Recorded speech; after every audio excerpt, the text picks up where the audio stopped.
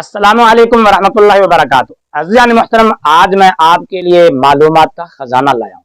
میرے پتر کے پاس اتنی معلومات ہیں کہ آپ بھی سن کر دیکھ کر حیران بھی ہوں گے اور پریشان بھی ہوں گے، بغیر کسی تمہید کے، بغیر کوئی ٹائم ضائع کیے چلتے ہیں میرے پتر کے پاس، ان سے کرتے ہیں کچھ سوال اور لیتے ہیں ان کے جوابات۔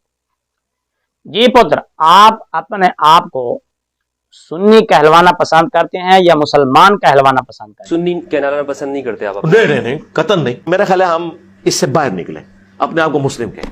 اچھا، سنی کہلانا پسند نہیں کرتے آپ؟ نہیں قطعاً نہیں۔ اچھا، آپ اپنے آپ کو سنی کہلوانا پسند نہیں کرتے، اب ہمیں سنی کہلوانے سے باہر نکلنا چاہیے اور اپنے آپ کو مسلمان کہلوانا چاہیے۔ اچھا پتر، ایک سوال میں آپ سے اور کروں کہ اس وقت حق پر کون سی جماعت ہے جس کے متعلق حدیث پاک میں ہے کہ نبی کریم صلی اللہ تعالی علیہ وآلہ وسلم نے فرمایا کہ میری امت کا ایک گروہ ہمیشہ حق پر قائم رہے گا، تو اس گروہ سے مراد کون سا گروہ ہے؟ ہم یہ کہتے ہیں کہ الحمدللہ سنیت کا جو ایک منہج تھا، ظاہر ہے جو ایک بڑی تفریق ہوئی ہے، اس میں تو ہم اپنے آپ کو سنی کیٹیگری میں فال کرتے ہیں، اور مجھے کوئی آر نہیں یہ بات کہنے میں، چاہے کسی کو بری لگے، کہ میں بخاری مسلم میں جو حدیث ہے کہ قیامت تک میری امت کا ایک گروہ حق پر قائم رہے گا، میں اس سے مراد اہل سنت کا منہج سمجھتا ہوں۔ اس گروہ سے مراد اہل سنت ہے، یعنی ادھر آپ کہتے ہیں کہ ہمیں سنی نہیں کہلوانا چاہیے، اور ادھر آپ کہتے ہیں کہ جو حق پر جو جماعت ہے، حق پر جو گروہ ہے وہ اہل سنت ہے، تو پھر آپ کہتے ہیں کہ ہمیں سنی نہیں بلکہ مسلمان کہلوانا چاہیے۔ جب اہل سنت سنی یہ گروہ حق پر ہے تو پھر ہم وہ حق والا جو نام ہے، حق والا جو گروہ ہے وہ کہلوانا کیوں نہ پسند کریں؟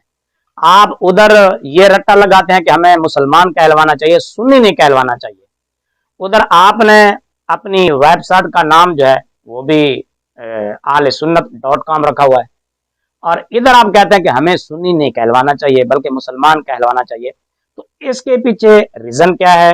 اس کے پیچھے پس منظر کیا ہے؟ اس کا بیک گراؤنڈ کیا ہے؟ اس کے پیچھے گیم کیا ہے؟ ان کو پہلے ذرا جس نے پھدو بنایا تھا پھدو بنا کے رکھو، ان کو پہلے ذرا جس نے پھدو بنایا تھا پھدو بنا کے رکھو، ان کو پہلے ذرا جس نے پھدو بنایا تھا پھدو بنا کے رکھو۔ اچھا سمجھ آ گئی اب کہ جس طرح آپ اپنے فالورز کو پہلے فدو بناتے تھے، یعنی آئندہ بھی آپ اسی طرح فدو ہی بناتے رہیں گے، حق بات ان کو نہیں بتائیں گے، تو پتر آپ اعلان کر دینا بھی وہ حق والی جماعت، حق والا گروہ اہل سنت ہے، تو ہمیں سنی کہلوانے پر فخر ہونا چاہیے۔ فدو بنایا تھا فدو بنا کے رکھو۔